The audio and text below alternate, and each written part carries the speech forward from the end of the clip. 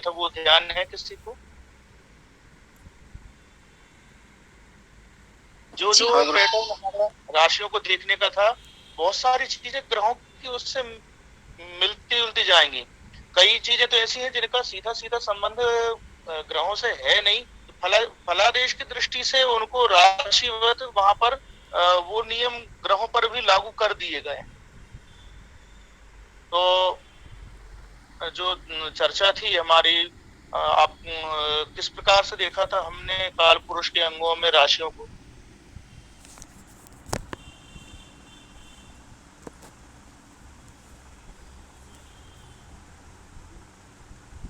जी, कुछ तो ध्यान होगा। जैसे प्रथम भाव है वो उससे चेहरा देखते हैं हम, शरीर को हम्म, देखते हैं। सेकंड से नेत्र को देखते हैं। आप भावों पे पहुंच गए। अच्छा। राशियों को हमने करा था, मैंने कहा था कि पूरा व्यक्ति इस प्रकार से हाथ फैला के खड़ा हो जाए और उसके शरीर के हम 12 टुकड़े कर दें, तो उस प्रकार से हमें देखना चाहिए। भावों को भी लगभग वैसे ही वर्गीकृत किया गया है कि किस भाव से शरीर के किस अंग का विचार करना। तो वो जो राशियों वाला कंसेप्ट था वही ढल करके आया है भावों पर। ग्रहों में थोड़ा ही अलग प्रकार से देखा गया है। पहली बात तो यह है कि ग्रह क्या है। मैंने कुछ परिभाषा की चर्चा की थी उस दिन, जब ग्रहों की कक्षा को लेकर के, पूराक्रम को लेकर के बात आई थी, कुछ मैंने कहा था, ध्यान हो तो उस कक्षा में थे। ग्रह का मतलब वो नहीं है जो सूर्य के चारों ओर परिक्रमा कर रहे हैं। यह आधुनिक परिभाषा है कि सूर्य की परिक्रमा करने वाले ग्रह हैं और ग्रहों की परिक्रमा करने वाले उपग्रह हैं। हमारे यहाँ उस प्रकार से नहीं देखा गया। अगर देखते तो सूर्य ग्रह नहीं होता, चंद्रमा ग्रह नहीं होता, और पृथ्वी आज ग्रह मानी जाती है, जबकि हमारे यहाँ हम पृथ्वी पर रह रहे हैं। उसका फलादेश की दृष्टि से कोई उपयोग नहीं आ रहा है, वो आधार है सबका। तो गृहणाति फलदातृत्वेन जीवान इति ग्रह, जो जीवों को फल देने के लिए ग्रहण करते हैं वो ग्रह हैं। अब उस दिन कुछ चर्चा मैंने करी हुई थी, जैसे हम कह देते हैं कि अमुक को शनि ने पकड़ रखा है। लोक में भी हम वैसी बात करते हैं जिस प्रकार से लिया गया है। हमने यूरेनस, नेपच्यून, प्लूटो को ग्रह नहीं माना। उसमें भी कहीं ना कहीं यही कारण है कि वो एक राशि में ही लंबे समय तक पड़े रहते हैं, तो फलादेश की दृष्टि से वो बिल्कुल अविचारणीय हो जाती है, क्योंकि किसी के 15-16 वर्ष एक से जाएं ऐसा संभव है ही नहीं। तो इसलिए अगर उनका कुछ हम आजकल कुछ आधुनिक ज्योतिषियों ने इनके भी नियम बना दिए हैं कि इनका फलादेश कैसे किया जाए, लेकिन कितना ही आप करिए, जब वो लंबे समय तक एक राशि में पड़ा हुआ है ग्रह, तो क्या उसका फल विचार करेंगे। अच्छा, इसको कोई दशा अंतरदशा में तो लिया ही नहीं गया है, गोचर में ही थोड़ा बहुत जबरदस्ती उसको प्रयास किया गया है, जबकि प्राचीन आचार्यों ने इनको छोड़ा हुआ है।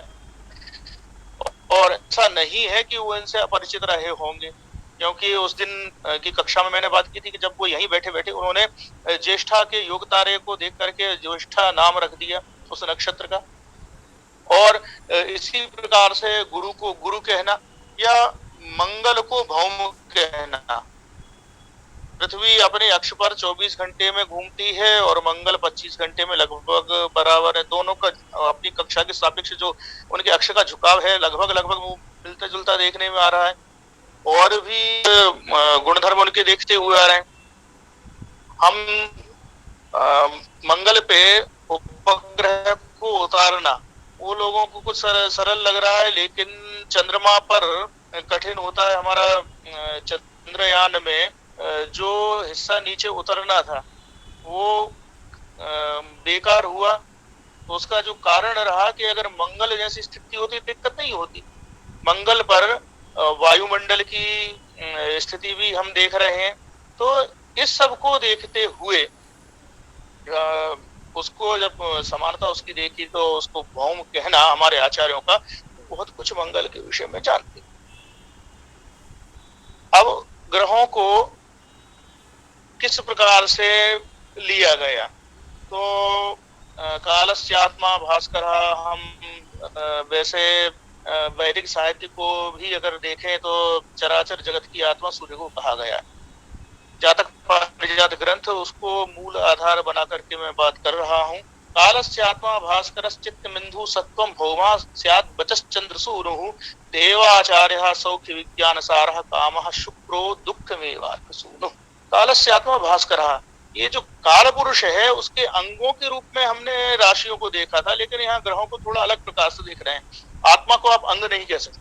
तो काल पुरुष के आत्मा है सूर्य, अर्थात व्यक्ति के आत्म तत्व को अगर आपको देखना है तो आप सूर्य की स्थिति को देखिए।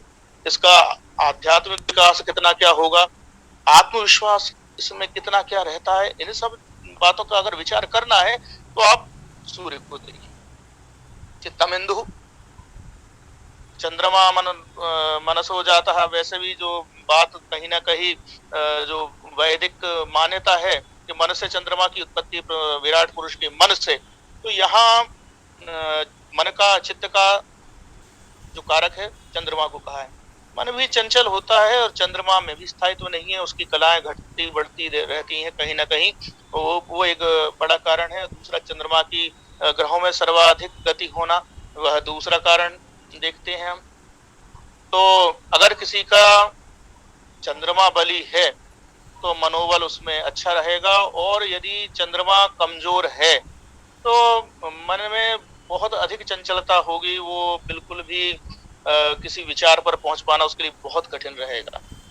सत्वम भौमः, अब जब सत्व की बात करते हैं, बल की, पराक्रम की बात करते हैं, तो हम मंगल को देखते हैं।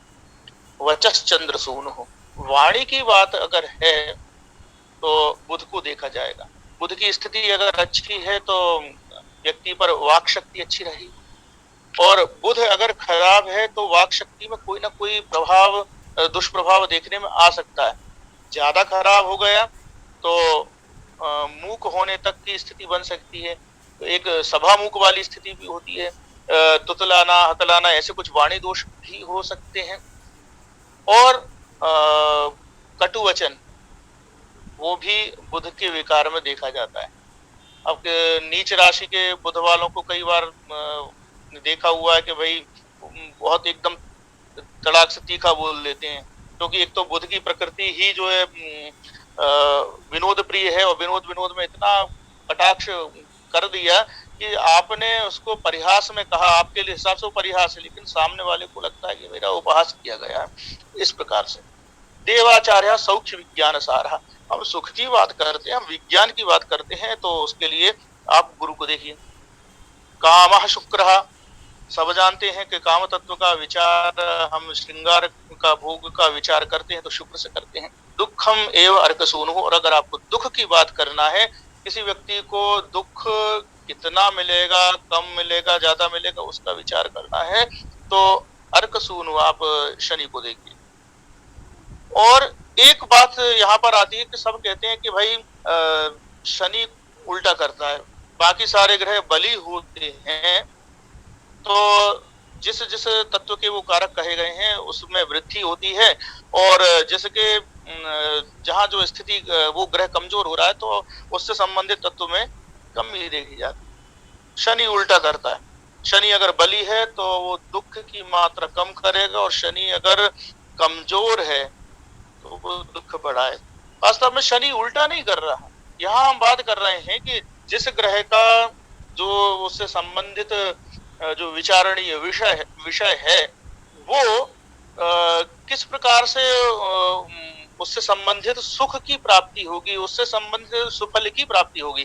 तो दुख से संबंधित सुफल का अर्थ ही हुआ दुख का न होना या कम से कम होना। इसलिए शनि दुख का कारक होने के कारण शनि जब बली होगा तो दुख से संबंधित सुख देना, अर्थात दुख वो कम देगा, इस प्रकार से देखा जाता है। फिर कुछ और, प्रकाशकौ शीतकर प्रभाकरौ तारा ग्रहा पंच धरा सुतादया तमा स्वरूपौ शिखि संहता सुतौ, ये इनकी कुछ संज्ञा विशेष के चंद्रमा को और सूर्य को प्रकाशक ग्रह कहते हैं। सूर्य तो प्रकाशक है ही, लेकिन और चंद्रमा को प्रकाशक कह रहे हैं केवल इस कारण से कि हम पृथ्वी से देख रहे हैं तो उसका चंद्रमा का प्रकाश भी भले ही वो सूर्य का है, और हमारे ज्योतिषी इस तथ्य से परिचित थे। कोई भी हम ज्योतिष का ग्रंथ उठा करके देखेंगे, कहीं भी चंद्रमा को स्वयं प्रकाशित होना नहीं माना गया, केवल फलित की दृष्टि से उसको प्रकाशक ग्रह कहा गया। जैसे हम आर्यभट्ट का ही वचन देखें, भूग्रह भानाम गोलार्धानि स्वच्छाया विवरणानि अर्धानि यथा सारम सूर्याभिमुखानि दीप्यन्ते, कि सूर्य की ओर जो पृथ्वी का या ग्रहों का मुख होता है वो वाला हिस्सा उनका प्रकाशित होता है, शेष अपनी ही छाया से वो अंधकार युक्त होता है। इसी प्रकार की बात चंद्रचाराध्याय में, बृहद संहिता के चंद्रचाराध्याय में वराह मिहिर ने कही हुई है। किंतु हमें साफ साफ चांदनी रात में दिखाई देती है, और इसके कारण हमने चंद्रमा को प्रकाशक ग्रह कहा। तारा ग्रह जो धरासुत इत्यादि, मंगल इत्यादि ग्रह हैं, उनको हमने तारा ग्रह कहा हुआ है, क्योंकि वो छोटे छोटे हैं, आकार में तारा के समान दिखाई देते हैं। उसके बाद में जो राहु और केतु हैं, इनको हमने तमो ग्रह कहा है, अंधकार स्वरूप। वास्तव में राहु केतु कोई पिंड रूप में है नहीं। सूर्य की जो सूर्य की कक्षा जो मानी गई है, वास्तव में जो पृथ्वी की कक्षा है वो और चंद्रमा की कक्षा, इनके दो कटान बिंदु हैं, एक का नाम राहु है, एक का केतु है। और इनका विचार, क्योंकि ग्रहण का को देखना है हमें, तो बिना राहु और केतु के हम बात कर नहीं सकते। आपने पूर्णिमा की स्थिति और अमावस की स्थिति, सूर्य चंद्र पृथ्वी किस प्रकार से होती है? इनका क्रम क्या रहता है पूर्णिमा या अमावस्या पे, सूर्य का, चंद्र का, पृथ्वी का? सूर्य और चंद्रमा साथ आ जाते हैं। सूर्य, पृथ्वी, फिर चंद्रमा। अगर जो है पृथ्वी के एक ओर सूर्य है, दूसरी ओर चंद्रमा है, मैंने उस दिन बताया भी था, तो चंद्रमा का जो सूर्य के सामने वाला भाग है, अर्थात प्रकाशित भाग है, वो पृथ्वी के सामने होने से हमें चंद्रमा दिखाई देता है। और अमावस्या को दोनों एक ओर हो जाते हैं, चंद्रमा बीच में है, एक ओर सूर्य है और एक ओर पृथ्वी है, तो चंद्रमा का अप्रकाशित भाग पृथ्वी की ओर होने से वो कलाहीन होता है। तो इस प्रकार की पूर्णिमा और अमावस की बात आई, लेकिन आपने कभी विचार किया कि ये एक सीध में होने के बाद भी हर पूर्णिमा या हर अमावस को ग्रहण क्यों नहीं होता? किसी खास पूर्णिमा या किसी खास अमावस्या को ही ग्रहण होता है, क्यों? हम बोल देते हैं कि एक सीध में आते हैं पूर्णिमा और अमावस को सूर्य चंद्र पृथ्वी, एक सीध में आ गए तो ग्रहण क्यों नहीं हो रहा है? जी गुरु जी, ग्रहण होना चाहिए। तो ग्रहण नहीं होने का कारण है कि वो एक सीध में है लेकिन एक तल में नहीं है, उनको एक रेखा में हम भले ही कह रहे हैं। अब जैसे मैं आपसे संवाद कर रहा हूँ, मेरे सामने मोबाइल है, बीच में ये हाथ मेरा चेहरे के सामने है अभी, लेकिन अगर मेरा हाथ यहाँ पर है तो अगर सूर्य और चंद्रमा, पृथ्वी के बीच में चंद्रमा है लेकिन वो कुछ नीचे है या कुछ ऊपर, तो एक सीध तो होगी लेकिन तल एक नहीं है। इसलिए हम बराबर से चंद्रमा को देख लेते हैं पूर्णिमा के दिन, और अमावस के दिन सूर्य पर कोई दुष्प्रभाव नहीं पड़ता, वो छुपता नहीं है। लेकिन अगर ये एक तल वाली बात आ जाए तो स्वाभाविक है पूर्णिमा को चंद्रमा वो छाया में प्रवेश कर जाएगा, पृथ्वी की जो छाया है उसमें चला जाएगा एक ही तल में होने के कारण, और पृथ्वी के तल में, पृथ्वी की कक्षा के तल में चंद्रमा का होना यह बताते हैं राहु और केतु, क्योंकि राहु और केतु वो कटान बिंदु, तो कटान बिंदु चंद्र कक्षा का कटान बिंदु किसके सापेक्ष ले रहे हैं? पृथ्वी की कक्षा के सापेक्ष। तो पृथ्वी की कक्षा पे जहां काटेंगे, मतलब चंद्रमा अगर राहु के साथ है या चंद्रमा केतु के साथ है, तो इसका सीधा सीधा मतलब है कि वो पृथ्वी की कक्षा के तल में है। और संयोगवश वो तिथि यदि अमावस या पूर्णिमा रही तो ग्रहण होगा, अष्टमी इत्यादि है तो कुछ नहीं होगा। चलिए तो ये तारा ग्रह और तमो ग्रह की हमने चर्चा की। अब ग्रहों के पद भी देखे गए हैं। तो दिनेश चंद्र राजानव सचिव जीव भार्गव कुमारो विद कुद्दू नेता प्रेष्यस तपन नंदन। ये श्लोक भी मैं पहले चर्चा कर चुका हूँ, जब राशियों के स्वामी कैसे निर्धारित होते हैं वह बताया था। दिनेश और चंद्र, सूर्य और चंद्रमा दोनों को राजा कहा गया है। भाई उनके आकार के कारण भी हम देख सकते हैं आकाश में। सचिव जीव भार्गव, बृहस्पति और शुक्र, इन दोनों को मंत्री कहा गया है। पौराणिक आधार पर अगर हम देखें तो और जल्दी हमें बात समझ में आती है। एक देव गुरु है, एक दैत्य गुरु है, तो दोनों के दोनों गुरु पद पर होने के कारण, और हम देखते हैं कि गुरु का कार्य बहुत कुछ वो मंत्री पद वाला, सचिव वाला होता ही है, सलाह वो देते ही हैं। तो इस आधार पर उन दोनों को हमने सचिव कहा। तो जो सूर्य और चंद्र प्रधान जातक होंगे उसमें थोड़ा राजसी ठाट-बाट या उस प्रकार की बात आएगी। वो राजसी ठसक वाली बात कहीं ना कहीं देखने में आ सकती है, या उसका रहन सहन में कहीं वो बात होगी। गुरु और शुक्र को मंत्री कहा गया। तो जो गुरु प्रधान जातक होंगे, जो शुक्र प्रधान जातक होंगे, वो कहीं ना कहीं उनमें सलाह देने वाली बात या गुरुता वाली बात वो देखने में आई। कुमार वित्त, बुध को राजकुमार कहा गया।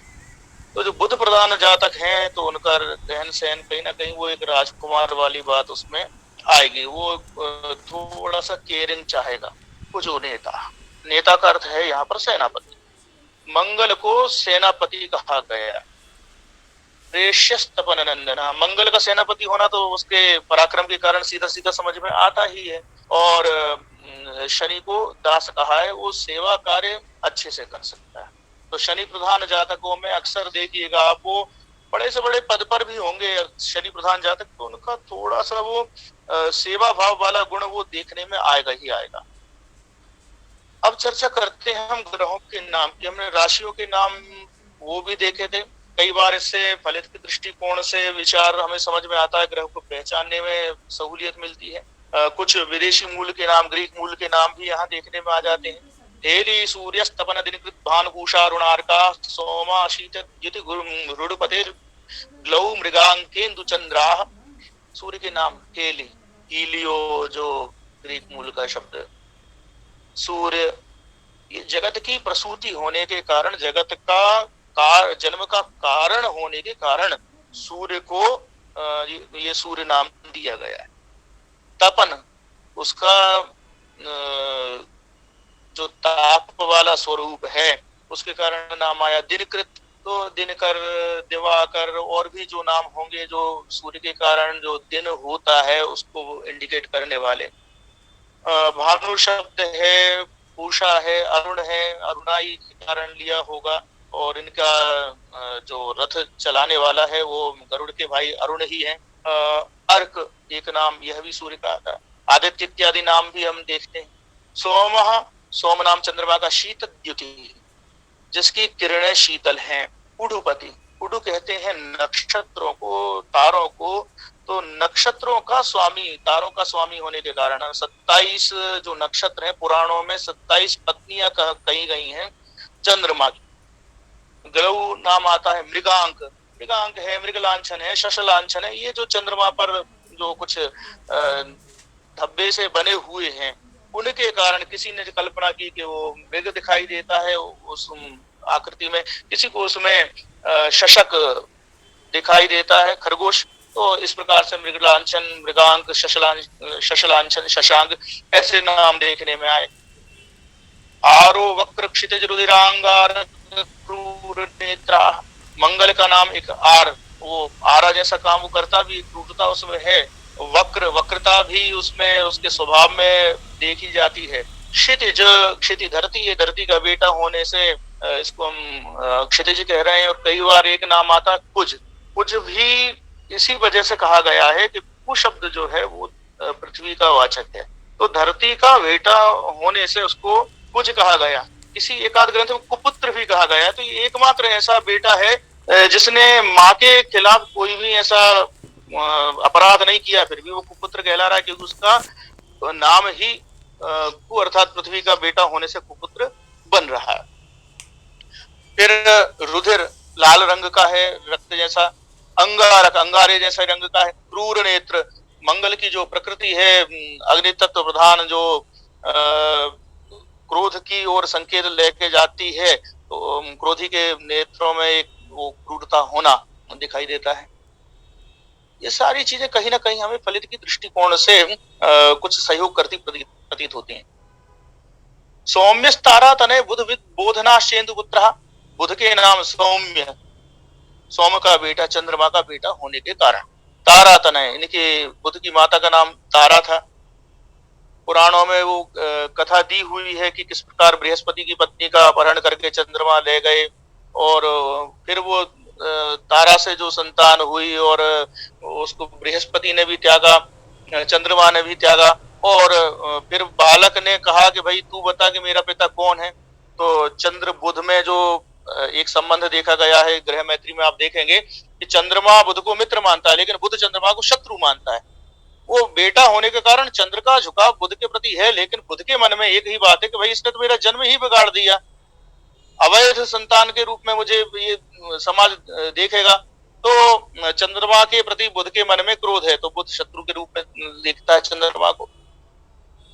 बुध नाम कहीं ना कहीं जो बुद्धि बौद्धिक कार्य वाले हैं वो संबंध उनका प्रतीक रूप होने के कारण ले रहे हैं। बोधन शब्द भी कुछ उसी प्रकार से अर्थ बता रहा है। इंदु पुत्र चंद्रमा का पुत्र है। मंत्री वाचस्पति गुरु सुराचार्य देवेज जीवा, बृहस्पति का नाम मंत्री है, वाचस्पति ये वाणी का अधिपति कहा गया है। हम फलित की दृष्टि से जब बात कर रहे हैं तो वहां वाणी को ले गए, हम वचन को ले गए बुध के साथ, लेकिन बृहस्पति का नाम ही वागीश है। गुरु सुराचार्य सारे नाम स्पष्ट हैं। देवेज्य देवताओं का पूज्य, जीव तो कहीं ना कहीं ये जो जीवन देने का इसका कार्य है उसके कारण इसको जीव कहा गया। जीवो जीव प्रदाता च धनदाता च चंद्रमा, ऐसी एक उक्ति आती है। शुक्र काव्या सित भृगु सुताच्छास्पुजित दानवेज्या, शुक्र के नाम एक तो शुक्र ही है। शुक्र नाम कैसे पड़ा, वही बृहस्पति और शुक्र के आपस के संबंध को भी देखें तो दोनों में आप जो शत्रुता देखते हैं पौराणिक आधार पर देखने पर बहुत चीजें स्पष्ट होती हैं। अंगिरा के पुत्र बृहस्पति, इनको देवताओं ने अपना गुरु बनाया और बृहस्पति से अधिक योग्य भृगुवंशी शुक्र थे। तो उनको जो तसल है शुक्र को वो देवताओं से है, बृहस्पति से उतनी नहीं है। इसलिए आप देखिएगा कि बृहस्पति का संबंध वो सोच शुक्र के प्रति उतनी अच्छी नहीं है, लेकिन शुक्र की बृहस्पति के प्रति थोड़ी न्यूट्रल सी दिखाई देती है। ये ग्रह मैत्री में आपको देखने में आएगा। फिर शुक्र नाम के बाद में काव्य नाम दिया हुआ है। कवि के पुत्र होने के कारण भृगु के पुत्र कवि, कवि के पुत्र कुशना, कुशना नाम शुक्राचार्य का था। क्योंकि एक कथा के अनुसार भगवान शिव ने एक बार क्रोध में इनको निगल गए शिव, इनने प्रार्थना करी शिव के उदर से और उसके बाद शिव ने शुक्र मार्ग से बाहर किया तो इससे इनका नाम शुक्र हुआ। और इस आधार पर आचार्य कामेश्वर उपाध्याय जी ने एक तर्क रखा है कि कहीं ऐसा तो नहीं है कि पूरे जो ब्रह्मांड की कल्पना उसको हमने शिवलिंग के रूप में देखा है, तो कहीं ऐसा तो नहीं है कि ये शुक्र कभी अपनी कक्षा से च्युत हो गया हो और उसका रूपांतर पुराणों में इस प्रकार से किया गया हो। सित शुक्र श्वेत वर्ण का होता है, चमकदार है।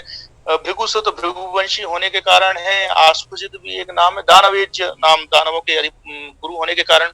छाया सूनु तरणी तनया कौन शन्यार की मंदा, शनि के नाम छाया सूनु, छाया माता का नाम है, सबको पता है वो प्रसंग। तरणी तनय सूर्य का बेटा होने के कारण।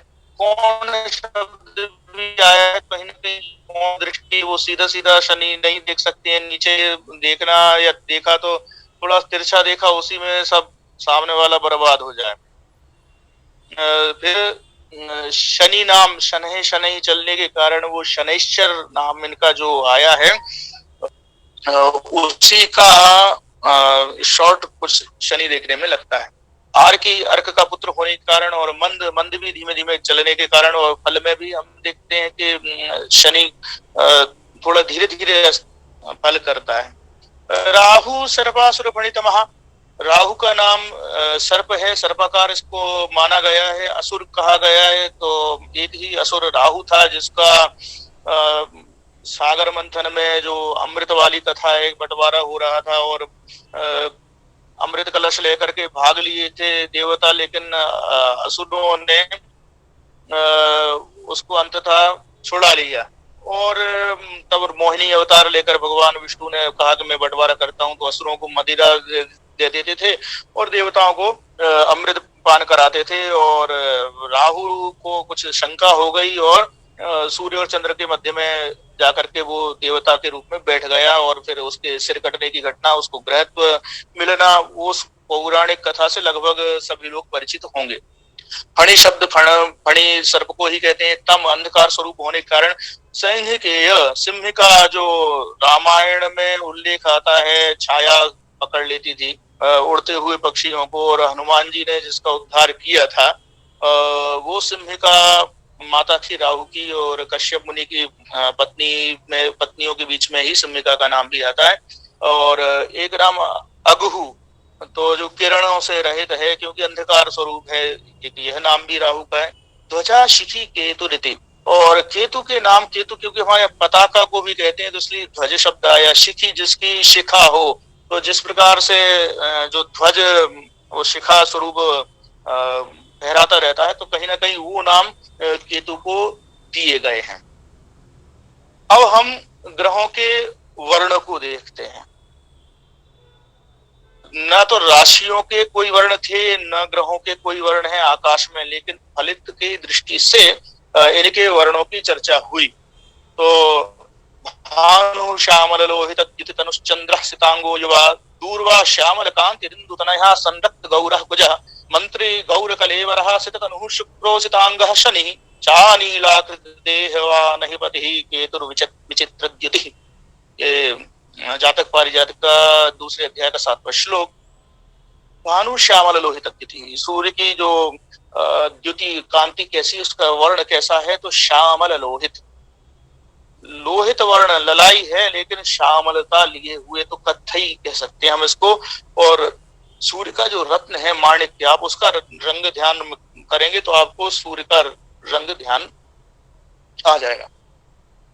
फिर इसके बाद चंद्र सितांगो युवा, चंद्रमा कैसा है, तो श्वेत अंगों वाला और युवा, तो ये चंद्रमा का स्वरूप बिल्कुल गोरा बताया हुआ है।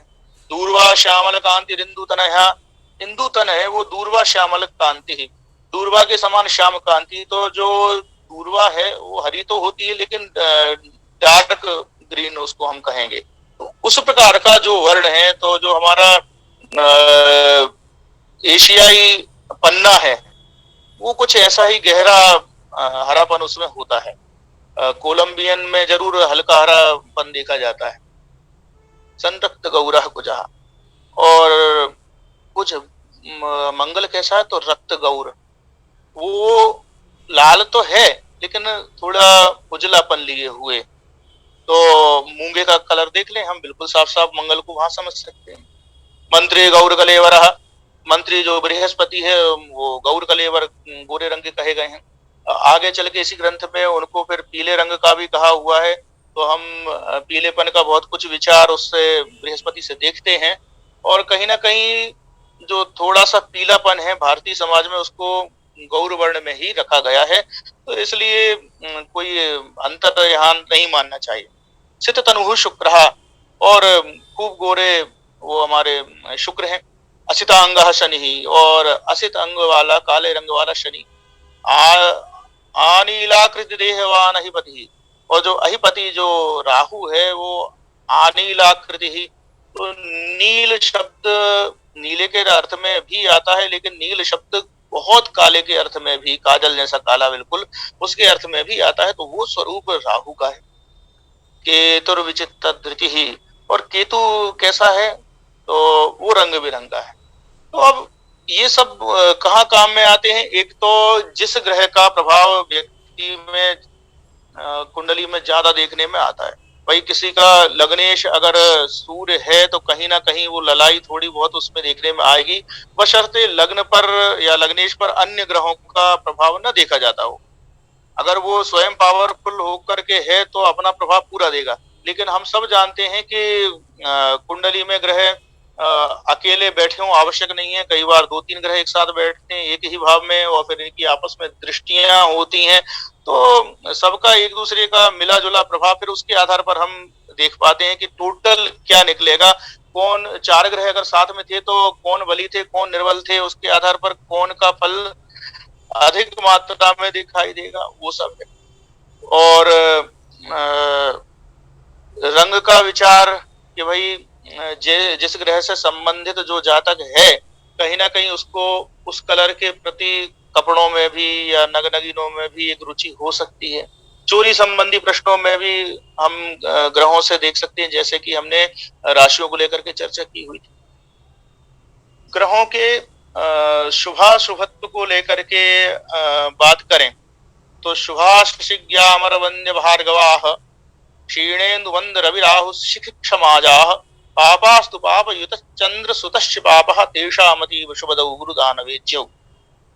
शुभ ग्रह कौन कौन से हैं? तो शशि चंद्रमा, ज्ञ बुध, अमर वन्यमान ये बृहस्पति हो गए और भार्गव शुक्र। तो चंद्र बुध गुरु और शुक्र ये शुभ ग्रह हैं। लेकिन पापक ग्रह कौन से? क्षीणेन्दु चंद्रमा यदि पूर्णिमा के आसपास का है, पूर्ण चंद्रमा है तो बली है तो वो शुभ ग्रह की कोटि में आएगा। और चंद्रमा अगर क्षीण है, अमावस का या अमावस के निकट का है, कम कलाओं वाला है, तो उसको हमारे यहाँ पापक ग्रह कहा गया। मंद शनि ये तो सब जानते हैं कि इसको पापक ग्रह की संज्ञा दी गई है। रवि सूर्य को भी पापक ग्रह कहा गया, क्योंकि भले ही वो चराचर जगत की आत्मा है लेकिन हम सूर्य का ताप बहुत अधिक समय तक सहन नहीं कर सकते। फिर राहु भी पापी है, राक्षस ही है। केतु भी उसी का एक अंग होने से वो भी पापी है। क्षमाज जो मंगल है, क्रोधी होने के कारण उग्रता उसमें होने के कारण वो भी पापी। पापास्तु पाप युतश्चंद्र सुतश्च पापः, और पापक ग्रह के साथ रहने वाला चंद्र शुद्ध जो बुध होगा वो भी पापी होगा। बुध अकेला है तो बुध शुभ है, लेकिन बुध अगर पापक ग्रह के साथ हो गया, अब कहीं कहीं हम बुध की प्रकृति वो उसमें जो विनोद प्रियता है, उसमें जो कलाओं वाली बात है, कभी कभी बुध व्यापार की ओर भी संकेत करता है। ये सारी चीजें ऐसे लोगों की हैं जो समाज को देख करके निर्णय करते हैं। जिसको व्यापार करना है, जो कलाकार है, वो जहां दम वहां हम, उस प्रकार की बात वहां देखने में आती है। तो बुध के व्यवहार में वही चीज है कि अगर ये अकेला है तो शुभ है, शुभ ग्रह के साथ है तो शुभ है, लेकिन बुध अगर पापक ग्रह के साथ है तो अशुभ फल करने वाला हो जाएगा, ये भी पाप फल करने वाला हो जाएगा। तेषामतीव शुभदौ गुरु दानवेज्यौ। शुभ ग्रहों में ज्यादा शुभ कौन थे? तो गुरु और शुक्र। क्यों? क्योंकि ये दोनों ही रूप से सदैव शुभ फल करने, कभी की शर्त नहीं रहती चंद्र बुध की तरह। क्रूरौ दिवाकर सुत क्षितिजौ भवेताम, और दिवाकर सुत और क्षितिज शनि और मंगल इनको क्रूर कहा गया है। राहु केतु भी क्रूर में ही आ जाते हैं। तो सूर्य को पापक ग्रह तो कहा हुआ है लेकिन क्रूरता उसमें नहीं है। सूर्य अगर सताएगा भी तो इतनी क्रूरता से सताएगा नहीं, क्योंकि कहीं ना कहीं वो साक्षात परमेश्वर का विग्रह है, तो इसलिए हम उनके आराधना भी करते हैं। अब आग का गोला होने के कारण वो उनका जो ताप है वो तो हमें लगेगा कि कष्ट दे रहा है, लेकिन फिर भी क्रूरता देखने में नहीं आ रही। वो ताप भी कई बार हमारे बहुत काम का देखने में आता है। फिर इनके उदय प्रकार को लेकर के 11वें श्लोक में एक चर्चा है। ग्रह नाम स्वरूप गुण भेदाध्याय है जो जातक पारिजात का। रव्यार राहु मंदाश पृष्ठे नोद्यन्ति सर्वदा शिरसा शुक्र चंद्रज्ञा जीवस्तु है तो व्रजे। ग्रहों के शीर्षोदय पृष्ठोदय और उभयोदय होने को बात है। ये शीर्षोदय इत्यादि बता पाएंगे आप? राशियों के परिप्रेक्ष्य में अपनी काफी चर्चा इस पर हुई। क्या है शीर्षोदय, क्या है पृष्ठोदय और क्या है उभयोदय? जी। शीर्षोदय राशियां जल्दी फल देने वाली होती नहीं है क्या? पहले तो बात है शीर्षोदय का अर्थ क्या है? राशि जब उदित होती है तभी जो उसका भाग ऊपर दिखाई देता है पूर्व क्षितिज पर, उसे शीर्षोदय का है। शीर्षोदय, उभयोदय और ये कहा राशियों की जो हमने कल्पना की हुई है आकृतियों की, तो उस कल्पना में उनका स्थिर जहां माना गया है, अगर वो तारे आगे की ओर हैं तो वो राशि शीर्षोदय होगी। जैसे मैंने उस दिन उदाहरण में आपको बताया था कि अश्विनी की ओर पृष्ठ भाग आता है, जो हमने मेष की कल्पना की है, भरणी में मुख है उसका, तो अश्विनी नक्षत्र पहले होने के कारण पहले उदित होगा, तो मेष राशि हमारी पृष्ठोदयी होती। जिन राशियों में आगे की ओर वो तारे हैं जहां उस राशि में सिर की कल्पना की गई है, तो वो राशियां शीर्षोदयी होती हैं। कुछ ध्यान है आपको? एक फार्मूला बताया था मैंने शीर्षोदयी राशियों को ज्ञात करने का, जिनमें मनुष्य की आकृति पूर्ण रूप से होती है। हाँ हाँ बिल्कुल। और जो मनुष्य पर भारी पड़ती है। हाँ, तो कौन सी होगा? सिंह है और वृश्चिक है, तुला, मिथुन और कन्या। कन्या। तो ये 6 राशियां शीर्षोदयी रही। एक राशि उभयोदयी है, कौन सी? मीन। और बाकी बची वो सब पृष्ठोदयी है। अब देखिए, तार्किक रूप से आप राशियों के शीर्षोदय, पृष्ठोदय और उभयोदय को समझा सकते हैं, लेकिन ग्रहों में ऐसा संभव है ही नहीं।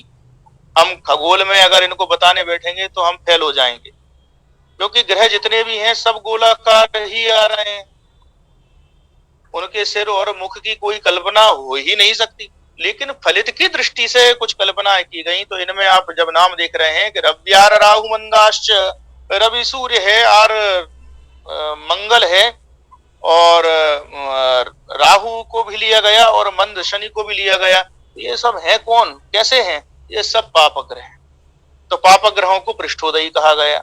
और शिरसा शुक्र चंद्रज्ञा, शुक्र चंद्र और बुध को सिर से उदित होने वाला कहा गया।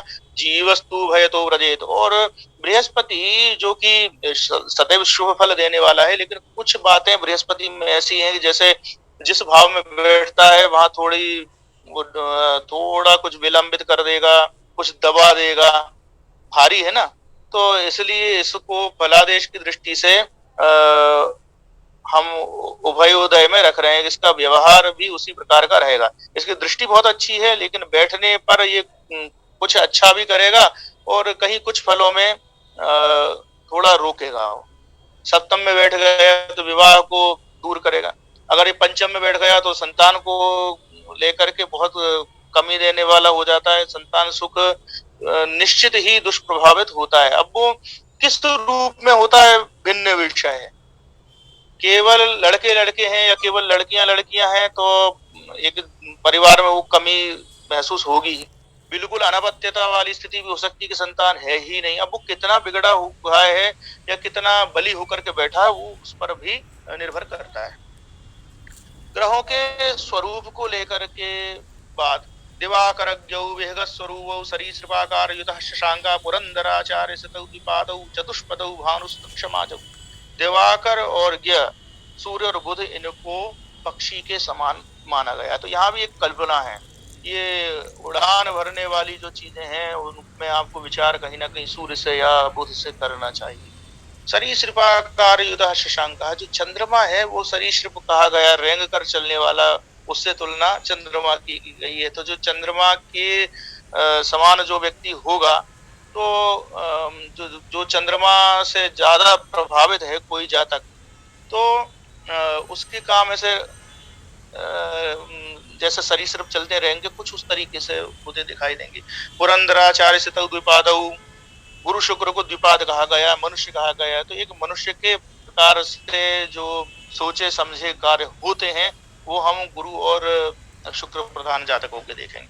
चतुष्पदऊ भानुसुत क्षमाजऊ, भानुसुत और क्षमाज ये दोनों क्रूर ग्रह जो थे इनको हमने चौपाया कहा गया। हम हैवान शब्द जो चौपायों के लिए है उर्दू का, वो कहीं ना कहीं शैतान के अर्थ में हम नहीं लेने लगे। जानवर है ये तो इस प्रकार नहीं कहते। अधिक कोई हिंसा की प्रवृत्ति किसी में देखी जाती है तो वही यहाँ ग्रहों के साथ हो रहा है। ग्रहों को आप मनुष्य के समान देखने लगते हैं तो फलादेश के बहुत से फंडे क्लियर होने लगते हैं, बहुत सारी चीजें हमें सहज रूप से समझ में आने लगती है। ग्रहों के संचार देश के कौन ग्रह कहाँ आना जाना, कहाँ उठना बैठना पसंद करेगा। तो जलाशयऊ चंद्र सुरारि वंद्यऊ, जो चंद्रमा है और सुरारि वंद्य सुरों के शत्रुओं के द्वारा जो वंद्य थे शुक्र, तो चंद्रमा और शुक्र ये जलाशय के आसपास रहेंगे। कुछ जलतत्व प्रधान है दोनों। तो चंद्र प्रधान जातक है, शुक्र प्रधान जातक है, उसका लगाव कहीं ना कहीं जलाशयों से होगा। या तो वो नदी किनारे घूमना करना उसको पसंद होगा, या वो अपना कार्य क्षेत्र ही वहां पर ले जाएगा, या घर में ही वो तो कहीं ना कहीं वो नहाने धोने में ज्यादा समय लगा रहा होगा, या घर में कुछ तरण ताल बनवाना करना वो उसके में देखा जाएगा। बुधालय ग्राम चरऊ गुरु ज्ञऊ, गुरु जो बृहस्पति है वो और बुद्धि से संबंध ज्ञान क्या नाम है जिसका ज्ञान का प्रतीक है जो बुध, उन दोनों को कहा कि ये ग्राम में बस्ती में चलने वाले हैं और बुधालय जो विद्वानों के घर हैं वहां पर चलने वाले हैं। तो ऐसे स्थानों पर स्वाभाविक है कि बुध और बृहस्पति प्रधान जातकों का आना जाना, या तो वो ये बस्ती के हिसाब के पक्के आदमी हैं, सामाजिक लोग हैं ये।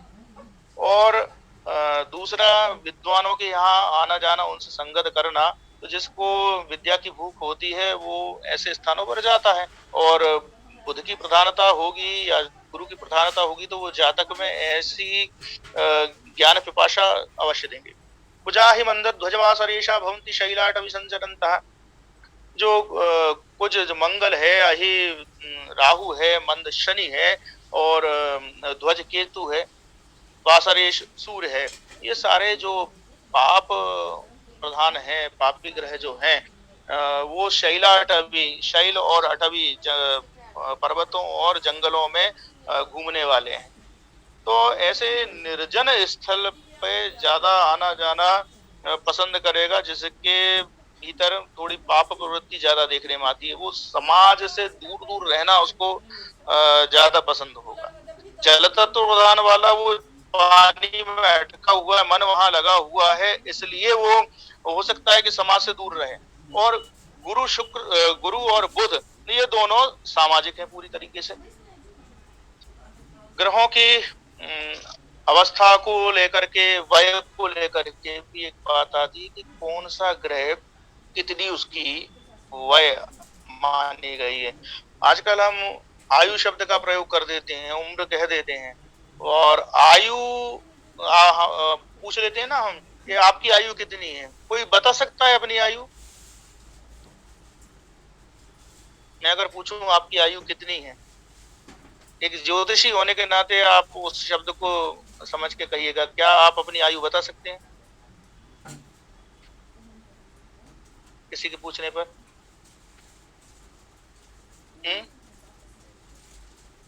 सामान्य रूप से तो गुरुजी मतलब यही बताते हैं कि मतलब जन्म तिथि से लेके आज तक के दिनों को जोड़ के और जितने वर्ष हो रहे हैं वो वर्ष बता देते हैं। वो जो है वय है, आयु नहीं बता सकता सर। आयु नहीं है, आयु का है जन्म से लेकर मृत्यु तक का कुल समय, तो हमें कैसे पता होगा? तो आयु, आज प्रश्न ही गलत हो गया है, हमने आयु शब्द का अर्थ ही बदल दिया, वो वय के अर्थ में कर दिया है। ग्रहों की वय बताई जा रही है। बालोधराजा शशिजा कुमारक स्त्रिंशत् गुरु षोडश वत्सरः स्थितः पंचाशदर्गो विदुरब्ध सप्ततिशता।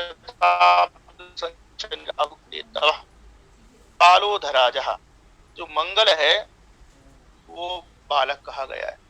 शशिजा कुमारकः, शशिज बुध कुमारावस्था का कहा गया है। त्रिंशद गुरु 30 साल का बृहस्पति कहा गया है। षोडश वत्सरः 16 साल का शुक्र कहा गया है। पंचाशतर कहा, जो सूर्य है वो 50 साल का कहा गया है। विदुरब्ध सप्तति 70 साल का चंद्रमा को कहा गया है। और शताब्द संख्या शनि राहु केतु, शनि राहु केतु ये 100 साल के कहे। आप अगर देखें मंगल को, पराक्रम का प्रतीक है मंगल, और इसका वाहन जो पुराणों में कहा गया है बंदर कहा गया है। गर्ग संहिता में बात निकल के आती है, जो कृष्ण भक्ति के ग्रंथ है। बालक सबसे ज्यादा पराक्रमी होता है, बच्चे से पराक्रमी कोई नहीं होता। आपने खुद अपने बचपन में कई ऐसे कार्य किए होंगे कि आज सोचते तो डर लगता है कि ये करते क्या थे हम। जैसे छत की मुड़ेर पर चलना, किसी भी आड़ी टेढ़ी जगह पर चले जाना, और जो छोटा बच्चा होता है उसको वो आग को भी पकड़ लेता है, जानते ही नहीं है, तो इतना उसके भीतर पराक्रम, कोई डर नहीं। तो पराक्रम का प्रतीक है मंगल, तो सबसे ज्यादा पराक्रमी होता है बच्चा, तो बालक कहा गया मंगल को। मंगल, अब बच्चे एकदम से क्रोध भी आ जाता है, उनको कुछ भी उठा के फेंक देते हैं, वो भी हम देखते हैं। इसके अतिरिक्त मंगल प्रधान जातक कोई होगा, किसी की लग्न पर मंगल का विशेष प्रभाव अगर देखने में आ रहा है, तो कहीं ना कहीं ऐसा भी हो सकता है कि उसके चाल ढाल में, उसके जो रूप रंग है उनमें वो एक बचपना देखने में आए। मुझे नहीं पता कि किस प्रकार से दो सचिन को मैं जान रहा हूँ, एक तो तेंदुलकर साहब और एक सचिन जो अभिनेता हैं गीत गाता चल इत्यादि के। आप उन दोनों को देखिए, आज वो दोनों मतलब लगभग अधेड़ हो गए हैं, लेकिन आज भी वो थोड़ा सा एक बचपना उनमें देखने में आता है। मुझे नहीं पता कि मंगल का कितना क्या उनके लग्न पर प्रभाव है, लेकिन एक उदाहरण के तौर पे मैं रख रहा हूँ कि इस तरीके का व्यक्तित्व कहीं ना कहीं हमें देखने में आता है जब मंगल का प्रभाव लग्न पर देखने में आता है, तो क्योंकि मंगल बाल्यावस्था को इंडिकेट करता है। शशिजाह कुमारता, जो कुमारावस्था है, किशोरावस्था की बात हम करते हैं उस ओर जाने की, तो ये वास्तव में कुमार थोड़ा और छोटा है, लेकिन हम लगभग मिला के चलते हैं। तो शशिज को कहा गया, बुध को। बुध मित्रता का भी प्रतीक है। बच्चों में मित्रता का पनपना, सबसे ज्यादा दोस्ती वाला समय कौन सा रहता है? वो कुमारावस्था वाला ही है। बिल्कुल छोटे बच्चे हैं, कोई बोध नहीं होता, कोई दोस्ती नहीं। और आप जब थोड़े बड़े हो गए तो फिर वो मित्रता उस रूप में उतनी तगड़ी नहीं रहेगी जितनी कि वो कुमारावस्था में हम खेल रहे हैं, कर रहे हैं, वो सारी बातें देखने में आती हैं। वो मस्खरापन वाली बात कि हर चीज में कुछ भी किसी को बोल देना, हंस देना, वो देखने में आ रहा। तो बुध की प्रकृति वो मेल खाती है कुमारावस्था से। षोडश वत्सरा से 16 साल, 16 वर्ष की बाली उम्र को सलाम जैसे गाने भी बन गए। तो हम जो हमारे जितने भी ग्रंथ इस प्रकार के श्रृंगार की बात करते हुए आएंगे, काव्य जितने आएंगे, सब में 16 वर्ष की बात आती है। और शुक्र वो श्रृंगार का प्रतीक है, काम का प्रतीक है। तो 16 वर्ष की अवस्था बिल्कुल शुक्र से मेल खा रही है। 63 गुरु, 30 साल का बृहस्पति। एक व्यक्ति परिपक्व होता है 30 साल में। 30 साल से पहले पहले का जीवन है। आप देखिएगा कि जिनने संघर्ष अगर 20-25 साल में किया हुआ है तो वो बहुत एंजॉय करते हैं संघर्ष को, उनको कोई तनाव नहीं होता सामान्यतः। लेकिन 30 के बाद में अगर व्यक्ति को संघर्ष करना पड़ रहा है तो वो एक कहीं ना कहीं थोड़ा सोचने लगता है। एक गंभीरता व्यक्ति में 30 वर्ष की वय में देखने में आती है। तो एक गुरुता वाली बात है वो हमें दिखाई देती है 30 में। तो इसलिए बृहस्पति को 30 की अवस्था का प्रतीक बताया गया। फिर पंचाशतर कहा, सूर्य को 50 साल का कहा गया।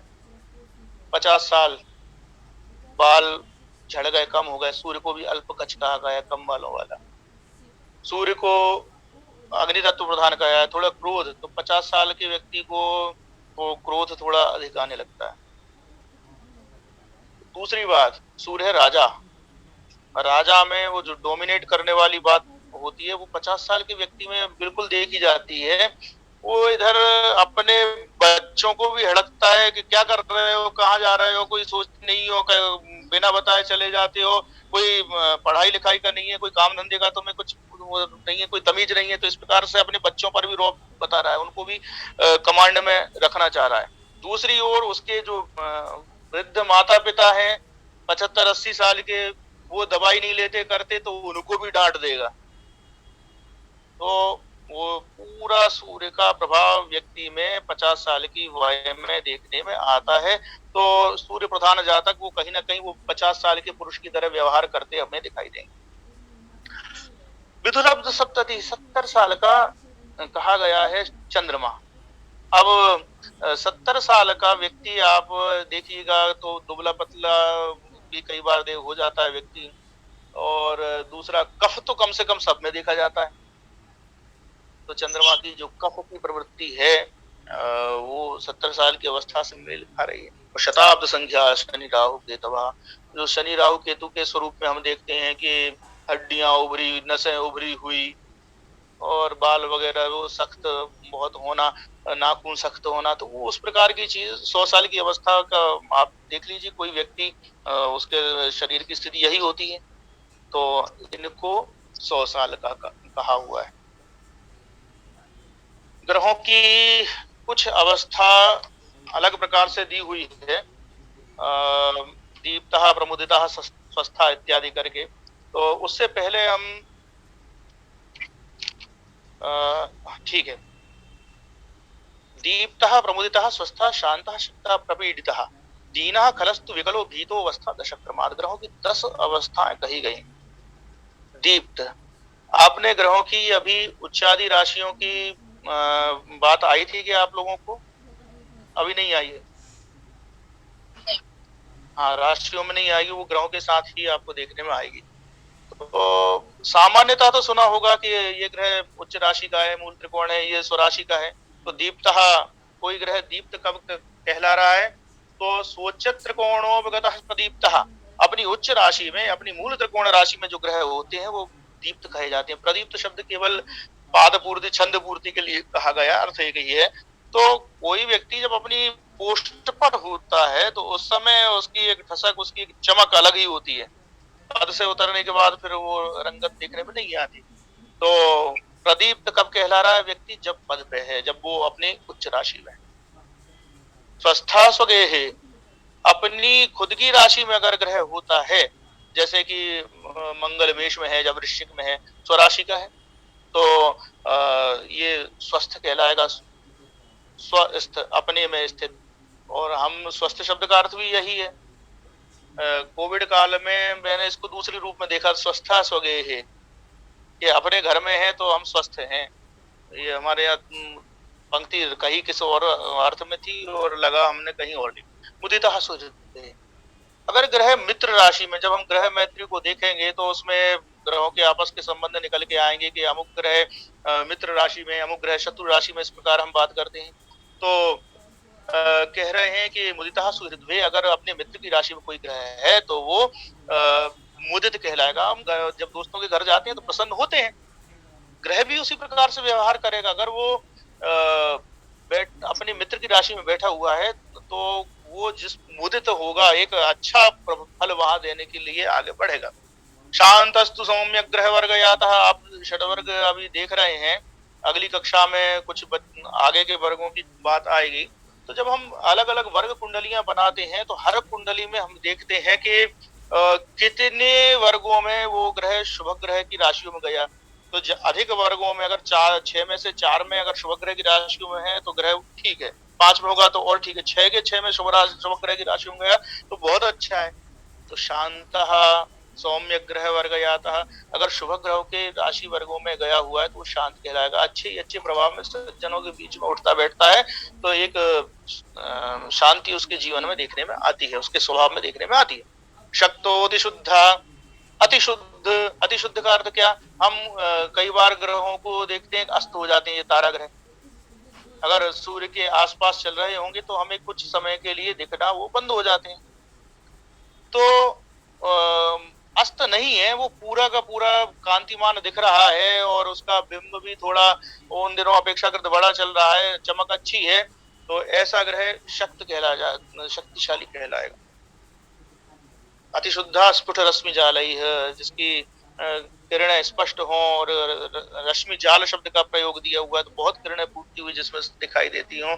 तो ऐसा अगर पावरफुल ग्रह आकाश में दिखाई दे रहा होगा व्यक्ति के जन्म के समय, तो वो बलि कहला रहा है। ग्रहा विभूतस्त्वत्पतिपीडितः स्यात्, अगर ग्रह से पराजित। अब ये जय और पराजय वाली बात जो है,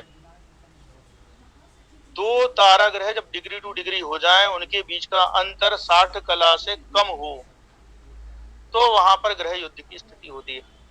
देखिए, एक होती है युति और एक है युद्ध। सामान्यतः किसी एक राशि में अगर ग्रह साथ में है तो हम उसको युति कहते हैं।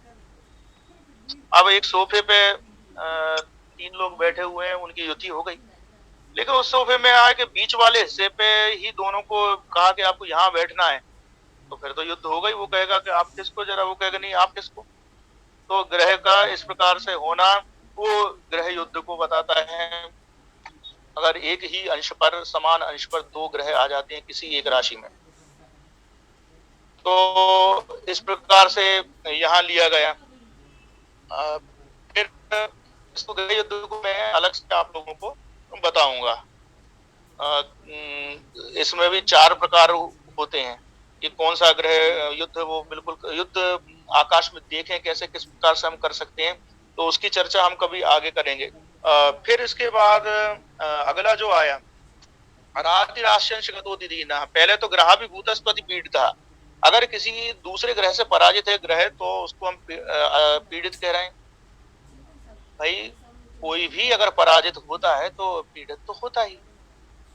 तो ग्रह अगर पराजित है आपकी कुंडली में, तो वो कमजोर कहलाएगा, वो पीड़ित कहलाएगा। उसका फल भी फिर उसी प्रकार से आपको कम दिखाई देगा या उल्टा दिखाई देगा। अराधिराश्यंशगतोदिदीनः। और जो पापक ग्रह अपने शत्रु ग्रह की राशि में या उनके नवमांश इत्यादि में जाते हैं, वो ग्रह दीन कहलाते हैं। शत्रु के घर में बैठा हुआ व्यक्ति दीन ही तो होगा, क्योंकि या तो वो जेल में होगा या फिर कहीं ऐसे दुख छिप के रह रहा होगा। हम इसी प्रकार से देखते हैं ना, शत्रु के घर में आदमी 2 ही रूप में रह सकता है, रूप बदल के, या तो कोई छोटे मोटे धंधे में बचा करके रह रहा है। राजा लोग करते थे बचने के लिए, शत्रु के घर में है लेकिन रूप अपना बदला हुआ है। और या फिर वो शत्रु कैद कर लेता था उनको परेशानी में डाले हुए। तो ग्रहों के साथ भी वही हो रहा है कि अगर वो शत्रु ग्रह की राशि में बैठे हुए हैं तो उनकी अवस्था दीन होगी, और दीनावस्था में वो आपको कोई फल करते हुए दिखाई नहीं देंगे। इसके बाद खलस्तु पापक ग्रह वर्ग योगा। खल पापी कहलाएगा अगर पापक ग्रह के वर्गों में, जो 6 वर्गों में अलग अधिकांश वर्गों में अगर पापक ग्रह की राशियों में ग्रह जाएगा, तो अधिक पापक प्रभाव होने से वो भी खल हो जाएगा, दुष्ट हो जाएगा। नीचे भीतः, अगर कोई ग्रह अपनी नीच राशि में है तो भीत है, डरा हुआ है। भाई कोई भी अगर नीचाई पर है, तो जो जितना निचले पायदान पर होता है, तो कहीं ना कहीं वो डरा हुआ सहमा हुआ तो होता ही। कोई आप खाई में गिर गए तो आप थोड़ा सा आपके भीतर, मैं कैसे निकलूंगा, क्या करूंगा, कोई उठाएगा भी कि नहीं, कोई सहारा देगा भी कि नहीं, कोई सुनेगा कि नहीं, इस तरह की समस्याएं आती हैं। तो ऐसे ही जो ग्रह जो नीचे है उसके साथ यही समस्या आ रही। विकलोस्तयातः, और कलाओं से हीन जो है अर्थ निकलता है विकल का, और विकल का दूसरा अर्थ निकलता है परेशान, बेचैन। तो जो अस्त ग्रह है, सूर्य की बहुत ज्यादा नजदीकी के कारण, बहुत करीबी के कारण जो दिखना बंद हो गया, उसको हम अस्त कह रहे हैं। तो अब जो सूर्य के ताप के बहुत करीब होगा, हम भी अगर ये मई जून की गर्मी में दोपहर में 2 बजे अगर खड़े हो जाएं, तो हम 10 मिनट भी खड़े नहीं हो पाते धूप में, हालत खराब हो जाती। तो उस प्रकार जो सूर्य के बिल्कुल करीब ग्रह, उसके साथ भी कुछ ऐसा ही घटित हो रहा होगा। तो इस प्रकार से ग्रहों के अवस्थाओं की चर्चा की गई। ग्रहों के वर्ण को लेकर के भी एक बात आती है। वर्णास्ताम्र सिता रक्त हरिता पीत कर्बुरा कृष्णकांति ऋणादीनाम नष्टादौ च प्रतिदिताः। हम पहले वर्ण पढ़ के आए थे, यहाँ दोबारा से बताएं और कह रहे नष्ट आदऊ, नष्ट आदि में जो चोरी वगैरह हो जाती है, खो जाती है चीज, उसका विचार अगर कर रहे हैं तो हम फलादेश की दृष्टि से ग्रहों के कैसे वर्ण देखें, तो ताम्र वर्ण, अब वही तांबे का वर्ण हम ले लें, ललाई लिए हुए आ ही रहा है सूर्य के लिए, सित शुक्र चंद्रमा के लिए श्वेत वर्ण आ रहा है, आरक्त वही रक्त वर्ण मंगल के लिए पुनः दोहराया गया है, फिर हरित हरा रंग भी बाद में आया है, और ये बुध के लिए फिर आपीत पीला रंग ये गुरु के लिए यहाँ पर आया, फिर एक शब्द करवुर शब्द आया, तो रंग बिरंगा चित कबरा, वो रंग बिरंगा हम शुक्र के साथ देखते हैं। शुक्र को जिस प्रकार से हम ऐश्वर्य से जोड़ करके देखते हैं, तो ऐश्वर्य प्रधान लोग थोड़ा रंग बिरंगे कपड़े और इस प्रकार के स्टाइलिश कपड़े पहनना वो पसंद करते ही हैं। और फिर कृष्ण कांति है, काला रंग वो शनि के लिए कहा गया है। इनके द्रव्य धातु इत्यादि की चर्चा भी की गई है शास्त्रों में, तो लगभग जो इनके जो रत्न हैं वो कुछ आ जाते हैं, कुछ वर्ण के आधार पर धातुएं आ जाती हैं, जैसे तांबे का संबंध सूर्य से हो गया। इनके देवताओं की चर्चा भी ग्रंथों में मिलती है, तो उनमें अलग अलग कुछ देवता बता दिए गए हैं, जैसे कि वाहनी अग्नि देवता को सूर्य का प्रतिनिधि माना है, तो वो जो है अग्नि तत्व प्रधान है सूर्य जो है, तो इसलिए अगर सूर्य की आराधना नहीं कर पा रहे हैं, अग्निदेव की आराधना करेंगे तो भी आपको लाभ मिल जाएगा।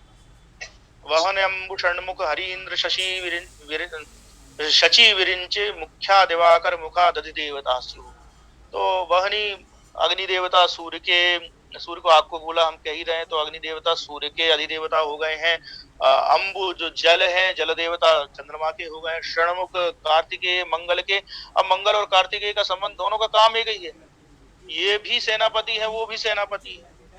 हरि भगवान विष्णु ये बुध से संबंध रखते हैं, तो आप बुध से पंचम भाव पे बुध का अगर कोई असर जा रहा है तो हम कहते हैं कि भाई ये व्यक्ति वैष्णव हो सकता है। तो भगवान विष्णु से संबंध बुध का देखने में आता है, तो आप बुध की आराधना नहीं कर रहे हैं, बुध खराब है, तो भगवान विष्णु की आराधना करेंगे तो भी आपको लाभ मिलेगा। फिर चंद्र का निर्देश दिया गया है अगले पे, तो गुरु के लिए आप चंद्रमा की ये चंद्र नहीं इंद्र शब्द आया है, तो इंद्र की आराधना भाई आप शिष्य को मना लीजिए चलेगा। फिर शची इंद्राणी शुक्र के लिए, वही ये थोड़ा अलग आ रहा है कि दैत्यों का कोई संबंध ना करके हमने इंद्राणी को, क्योंकि हमने दोनों को मंत्री माना हुआ था, और ये स्त्री तत्व स्त्री ग्रह माना है शुक्र को। वैसे जब हम शची की बात करते हैं, पौलोमी नाम है उनका, पुलोमा दैत्य की बेटी ही है, तो इसलिए दैत्यों से थोड़ा संबंध इंद्राणी का हो ही जाता है। तो आप अगर शची की आराधना करते हैं तो शुक्र को मना सकते हैं। विरिंची ब्रह्मा जी उनकी आराधना कही गई है शनि को मनाने के लिए, तो इस प्रकार से अधिदेवताओं की चर्चा भी ग्रंथों में कही जाती है। रत्नों की चर्चा लगभग हम सब परिचित हैं। माणिक्य सूर्य का रत्न है, चंद्रमा का मुक्ता है मोती, और फिर मंगल का मूंगा है जिसका विद्रुम नाम पुराने समय में आता है, प्रबाल नाम आता है। फिर इसके बाद बुध को ले रहे हैं तो वहाँ पाची शब्द भी है पन्ने के लिए, मरकत शब्द भी है वो हम देखते हैं। फिर आप बृहस्पति को देखते हैं तो वहाँ पुष्पराग करके शब्द आया है, वो बताता है मुखराज को। वज्र शब्द हीरे के लिए आया, शुक्र के लिए नीलम नील शब्द करके आया है शनि के लिए। गोमेद जो रत्न है राहु का है, और केतु का वैरूर्य लहसुनिया कहा गया है, बिड़ालक्ष नाम दिया उसका आता है, और अंग्रेजी में भी कैटाई कहते हैं। तो इस प्रकार से उसको लिया गया है। इसके बाद ग्रहों के वस्त्र इत्यादि की चर्चा कि कौन ग्रह कैसे कपड़े पसंद करता है। स्थूलांबरम नूतन चारुचेलम कृशानुतो याहत मध्यमानी दृढ़ांशुकम जीर्ण मिनादिकानाम वस्त्राणि सर्वे मुनयो वदन्ति। स्थूलांबर जो मोटा सा कपड़ा है वो कहा गया है सूर्य के लिए। भाई सूर्य प्रधान जो जातक है तो वो थोड़ा सा उनमें जो स्वभाव रहता है मोटे खादी टाइप के पहन लिए, वो पैसा ज्यादा पसंद कर रहे हैं। गर्म चीज को हम वैसे भी सपोर्ट करने के लिए बाहर इसका ताप ना हो तो हम थोड़ा मोटा ही पसंद कर दें, मोटे कपड़े से उठाना करना। नूतन चारु चेलम, नया और सुंदर वस्त्र वो चंद्रमा के लिए कहा गया है। और तो चंद्र प्रधान जातक इस प्रकार का पसंद करते हैं। कृषाणु तोया हत मध्यमानी, कृषाणुहत और तोयहत ये शब्द आए हैं अगले ग्रहों के लिए। तो कृषाणुहत अर्थात अग्नि से दग्ध। तो मंगल प्रधान जो जातक हैं उनके कपड़े कैसे रहेंगे? मंगल के कपड़े कहे गए अग्नि से दग्ध। तो आप देखिए जैसे कोई हलवाई है, अब वो अग्नि के समक्ष ही काम कर रहा है, या ईंट भट्टी पे काम करने वाले लोग हैं, तो कहीं ना कहीं वो गुल इधर उधर से उचट के इनके कपड़ों पर पड़ गए तो निशान लगे हुए दिखाई देंगे। जो याज्ञ के लोग हैं, हवन करवाने वाले आचार्य इत्यादि हैं, उनको भी आप देखिएगा उनके कुर्ते पे भी कहीं कहीं वो हवन से कुछ उचट के गिर गया, या कोई अगरबत्ती का गुल लग गया, तो वैसे कपड़े देखने में आते हैं। तो जो भी अग्नि तत्व से संबंधी कार्य कर रहे हैं, अग्नि से जीविका चलाने वाले हैं, जो मंगल से प्रभावित हैं, उनमें उनके वस्त्र आपको अग्नि तत्व अग्निहत दिखाई देते हैं। इसके बाद तोयहत, जल से हत, ये बुध के लिए आया है। तोयहत का कि थोड़ा वो गीलापन उसमें बना ही हुआ है उनके कपड़ों में। अब बुध में हम देखें तो जो नट इत्यादि हैं, खेल तमाशे दिखाने वाले, उनमें देखने में कहीं ना कहीं आता है। कभी कभी व्यापारियों की ओर भी हम ले जाते हैं। तो व्यक्ति ऐसे कार्य से जुड़ा हुआ है कि या तो वो पानी से उसका संबंध बार बार बनता है, या हो सकता है कि जो पसीने वगैरह से भी जो गीले देखने में आ रहे हैं, उसको भी हम यहाँ देख सकते हैं। मध्यम, बृहस्पति के लिए मध्यम वस्त्र कहे गए हैं। तो मीडियम वस्त्र तो बृहस्पति प्रधान जो जातक होंगे, बृहस्पति की जो एक प्रवृत्ति है उस प्रकार की जिन लोगों में है, जो थोड़े समाज सुधारक टाइप के हैं और उस प्रकार के, तो उनको सामान्य कपड़े पसंद करते हैं। ज्यादा तड़क भड़क वाले भी नहीं होंगे, बहुत ज्यादा मैले कुचेले भी नहीं होंगे। दृढ़ांशुकम, शुक्र के लिए कहा कि मजबूत कपड़ा। मजबूत क्यों? क्योंकि शुक्र प्रधान जातक वो ऐश्वर्य वाला होगा। तो अलग अलग रंग बिरंगे जब प्रयोग के कई कलियां अलग अलग लगी हुई हैं उस कपड़े में, अलग अलग कलियों को जोड़ करके वो कपड़ा एक बनाया हुआ है, सिला गया है। या राजा महाराजाओं के कपड़े देखें तो उनमें जगह जगह मोती माणिक जड़े हुए रहते थे। तो वो जड़ाऊ काम कब हो सकता है? मजबूत कपड़े पर ही हो सकता है। किसी ऐसे बिल्कुल जरा में फट जाने वाले कमजोर कपड़े पे आप जड़ाई का काम नहीं कर सकते। कढ़ाई जड़ाई ये सब मजबूत कपड़े पे होती है। और शुक्र जो वाला है, तड़क भड़क वाला है, उसको ऐसे ही वस्त्र पसंद है। और जीर्ण, पुराना कपड़ा। शनि को हमने क्या कहा था? सेवक को कहा था, नौकर की तरह हम देख कर चल रहे। तो शनि प्रधान जातक जो सेवा कार्य में लगे हुए हैं, तो आप देखिएगा कि भाई कोई मजदूर आपको नए कपड़ों में दिखाई देगा क्या? कम से कम जब तक वो काम कर रहा है तो वो पुराने कपड़े ही पहन करके कर रहा है। उसके बाद में फिर वो भले ही नए कपड़े पहन ले। ग्रहों की दिशाओं को आगे कहा गया। प्रागादिका भानु सितारा राहु मंदेन द्विदेव मंदेन्दु विद्देव पुरोहिता स्युः। ये पूर्वादि दिशाओं से हमने जोड़ा हुआ है ग्रहों को। इसको मैं बाद में चार्ट से बना करके बता दूंगा कि कौन से ग्रह को किस प्रकार किस दिशा से जोड़ा गया है। यहाँ केतु को छोड़ दिया गया है। पूर्व दिशा स्वाभाविक रूप से सूर्य की दिशा ही है। अन्य ग्रहों में बदल बदल के बात आती है। दिशाओं को लेकर के एक तो यह मत है, दूसरा हम नवग्रह मुद्रिका या जो मंडल है तो वहां सूर्य को मध्य में लेकर करते हैं, वो अलग चीज है। गणित के दृष्टिकोण से ये 8 ग्रहों को दिया गया है। शुक्रार चंद्रज्ञ सुरेंद्र बंधा वसंत मुख्य त्वधिपा दृगाणी। अब ये जो एक बात आती है ऋतुओं को लेकर के, तो कहते हैं शुक्र का संबंध वसंत ऋतु से। हाँ है, हम वसंत में ही वसंतोत्सव जो है वो श्रृंगार पर्व ही एक प्रकार से है। तो शुक्र का संबंध वहां देखने में आ रहा। और मंगल जो कि अग्नि तत्व प्रधान है, तो वो तो फिर ग्रीष्म ऋतु को बताएगा ही बताएगा।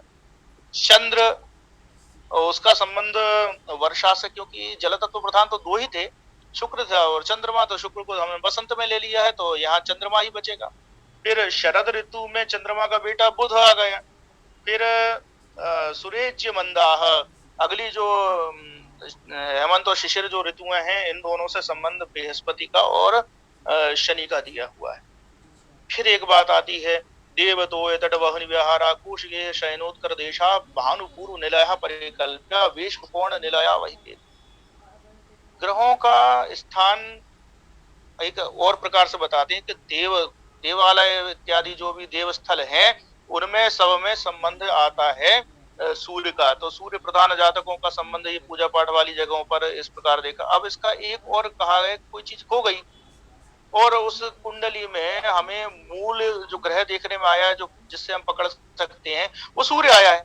तो सूर्य के आधार पर हम कहेंगे कि भाई ये किसी पवित्र स्थल पे देख रहा है, जरा भगवान के सिंहासन के नीचे वहां तो नहीं रख दी थी अंगूठी तुमने। तो ये तट, ये जलाशय के किनारे हो गए चंद्रमा के लिए। वह नहीं, अग्नि वाले स्थान तो घर में आपका जो चूल्हा वगैरह है, ऐसे स्थान जो हो गए वो मंगल प्रदान। या अब कोई चीज खो गई, कहाँ मिल सकती, घर में खोई है तो बोले चूल्हे के पास देख लो, बाहर खोई है तो ईंट भट्टे वगैरह के आसपास से निकले थे क्या, इस प्रकार से हम बात कर सकते हैं।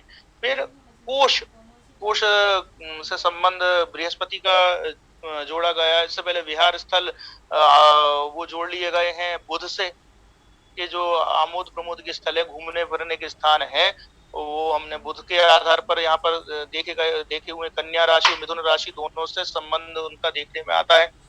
फिर कोष आप कहते हैं जो हम द्रव्य इत्यादि रखते हैं उससे, तो खजाने का काम बृहस्पति पर ही आता है, क्योंकि हम पैसा जिम्मेदार को देते हैं जिसमें गंभीरता होती है। हर किसी एरे गेरे नत्थु गेरे को आप पैसे का काम नहीं देते हैं।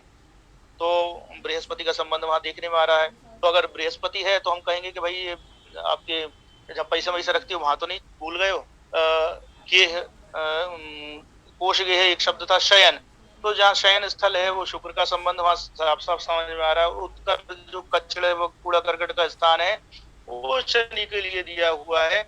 और वेश में कौन वनिला वेश में कौन निलया वही केतु, राहु केतु के लिए तो घर के कोने वगैरह ऐसे स्थान कहीं जो है वो राहु केतु के लिए लिए गए हैं। तो इस प्रकार ग्रहों के स्थान को लेकर के भी चर्चा, और ग्रहों के जाति वगैरह और अन्य कुछ सत्व प्रधान कुछ चीज बातें हम आगे अगली कभी कक्षा में देखेंगे। अभी समय हो गया है अगली कक्षा का, क्योंकि आधे घंटे लेट हुई थी तो इसलिए आधे घंटे लेट तक ये कक्षा गई है। तो आगे फिर मिलते हैं हम कल, और आप कंटिन्यू करेंगे अगली कक्षा के साथ जो कि षड वर्ग को लेकर के है। ठीक है गुरुजी, ये विषय जो आपने पढ़ाया है मतलब समझ में तो सब आ गया है, लेकिन याद बिल्कुल भी नहीं रहेगा। तो थोड़ा सा हमको रेफरेंस के लिए पढ़ने के लिए, दोबारा पढ़ने के लिए हम कहाँ से पढ़ें? देखिए, तो पीडीएफ दिया था तो बहुत कुछ तो उसमें है, उससे अतिरिक्त जो है तो वो मैं आपको पुस्तक से फोटो खींच के भेज दूंगा जो आज लिए हुए हैं। नहीं, पुस्तक हमें बता दें तो हम उसकी या तो पुस्तक ले लें या पीडीएफ कहीं से अरेंज कर लेंगे। जातक पारिजात किताब काफी अच्छी है।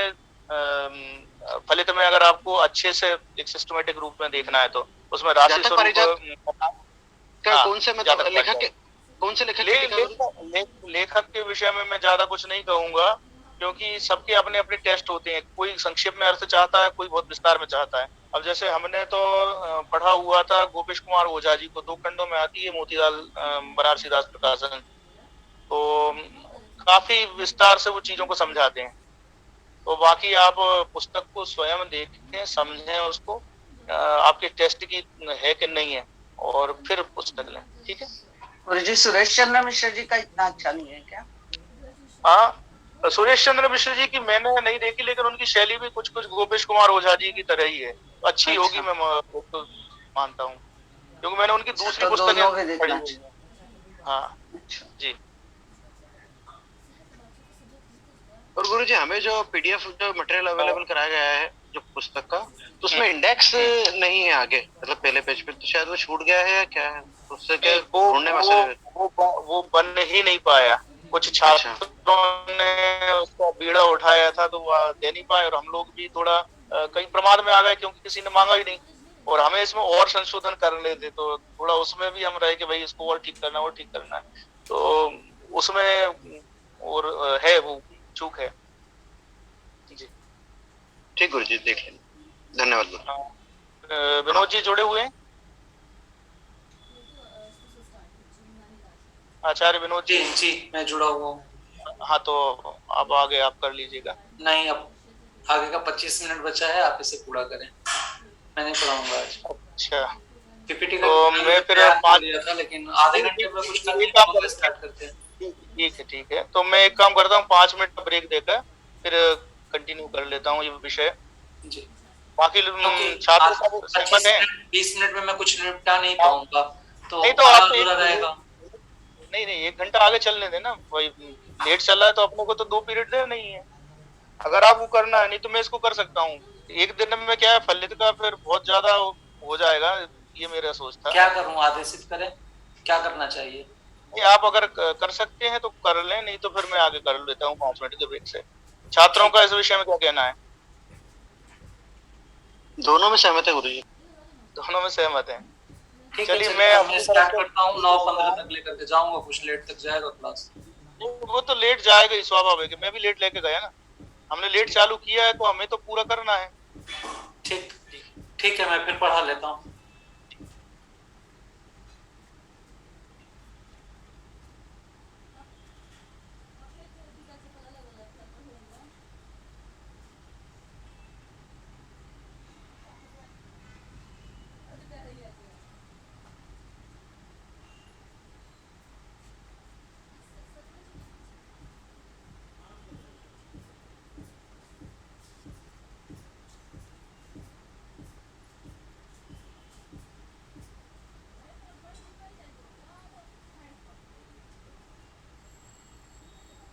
आप सब पानी वगैरह पी लीजिए, बस जस्ट हम लोग स्टार्टिंग करने वाले हैं।